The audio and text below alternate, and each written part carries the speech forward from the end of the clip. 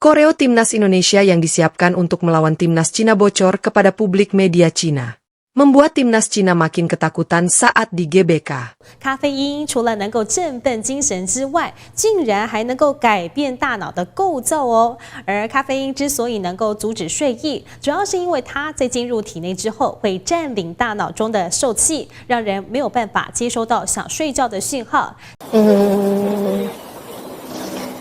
放弃民事赔偿这件事情来讲，我觉得，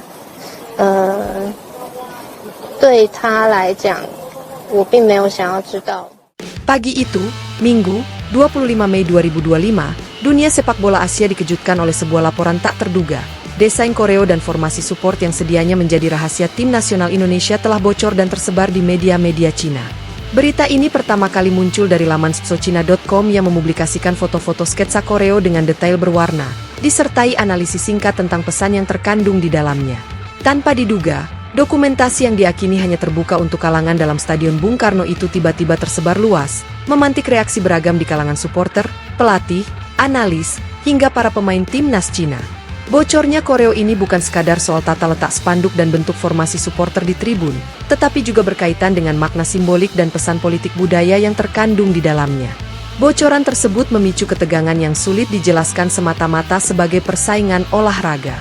Plot cerita pun semakin tegang karena kebocoran terjadi tepat beberapa hari menjelang laga krusial kualifikasi Piala Dunia antara Indonesia dan Cina yang akan digelar pada 5 Juni 2025 di Stadion Gelora Bung Karno, Jakarta. Bagaimana bocoran ini bisa terjadi?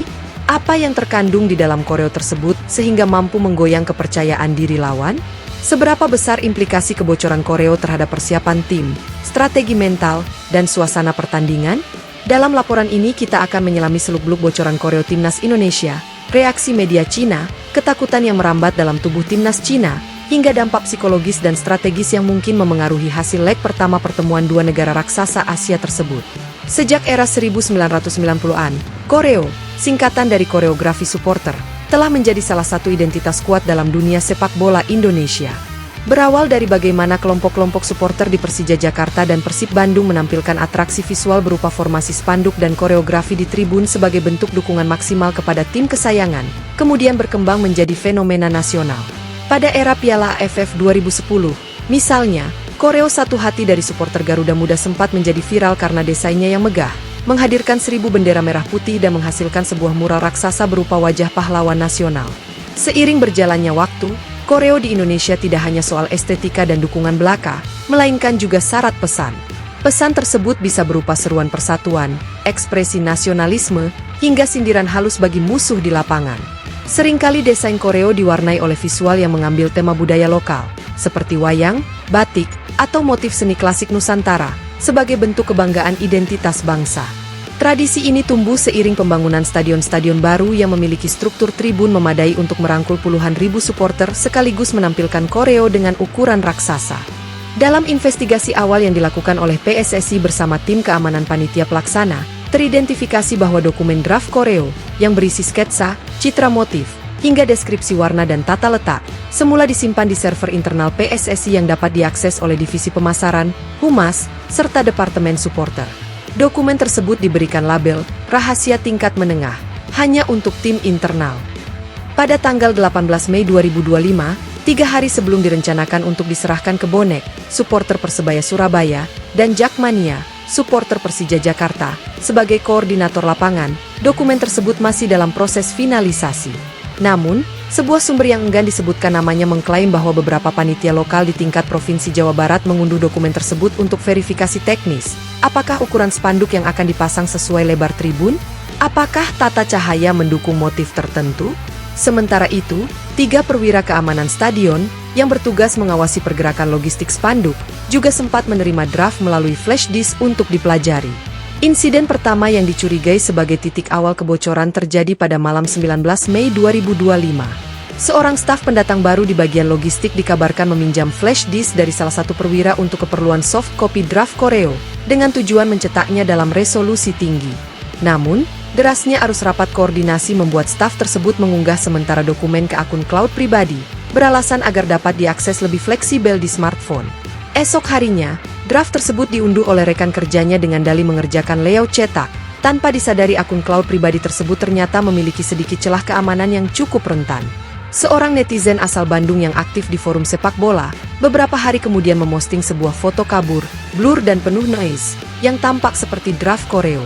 Foto tersebut diambil menggunakan kamera ponsel dari jarak jauh, tepat ketika staf tersebut meninjau draft di sebuah kafe dekat Stadion Arca Mani.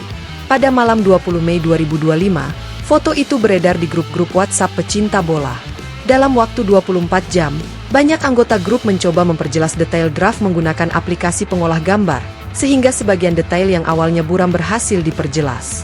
Pada 21 Mei 2025, salah satu admin forum tersebut tanpa sengaja memosting ulang draft yang telah di-enhance ke server Discord publik. Disinilah titik krusial. Seorang anggota forum bersandiwara sebagai pendukung timnas Cina, meminta saran soal strategi pertandingan dan menampilkan bukti bocoran agar menerima komentar dari pakar taktik. Informasi inilah yang kemudian di-screenshot oleh salah satu anggota forum Cina yang kebetulan sedang mencari celah kelemahan lawan. Selanjutnya, pada 22 Mei, sebuah akun blog berita Cina bernama Chao Fenying mengunggah artikel singkat berjudul "Membaca Isyarat dari Tribun, Bocoran Koreo Indonesia Menebar Ketakutan", disertai satu gambar draft koreo yang cukup jelas detailnya.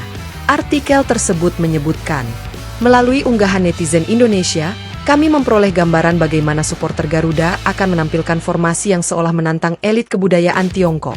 Motif kaligrafi yang ditekan ke belakang serta simbol-simbol pahlawan Nusantara diproyeksikan sebagai pesan bahwa kekuatan tradisional lokal bisa melumpuhkan strategi kebudayaan lawan.